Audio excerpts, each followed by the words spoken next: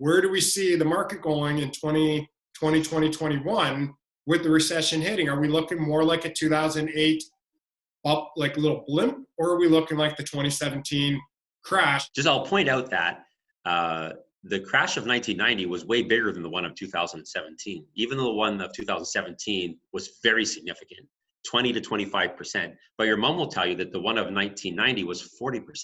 Mm-hmm. That was a huge correction.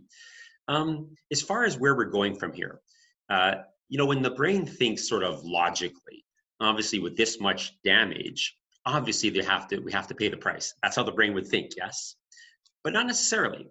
So is this environment going to be a problematic, pulling the market down, or is this environment fuel to generate the market? One of the things that provincial and federal governments have been pretty clear on last 60 days, they're willing to commit money to stop that from happening. And so sometimes realtors say to me, well, what about all the people that can't afford their houses right now? What are all the people that are in debt right now? Like, how can the market march on? Well, if I'm correct, and we have 60,000 sales in the next 8 months, obviously 60,000 people have to list their home, right? So if people are realizing, and I write about what we're talking about right now in my latest book that's coming out in July about living too close to the edge. When you're living at the edge, you're so focused on keeping your balance so you don't fall over that you're really not much good for anybody else around you, quite frankly. You need to really move away from the edge in order to look around and be helpful to other people.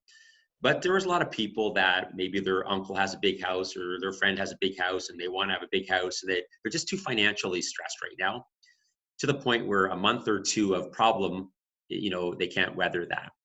And so people say, well, won't they drag the market down? Would they?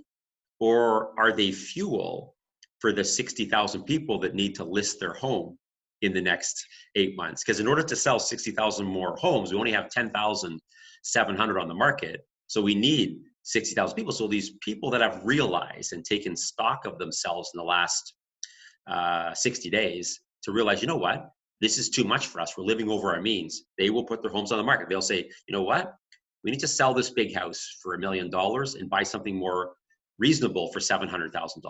Well, that's a sale and that's a buy.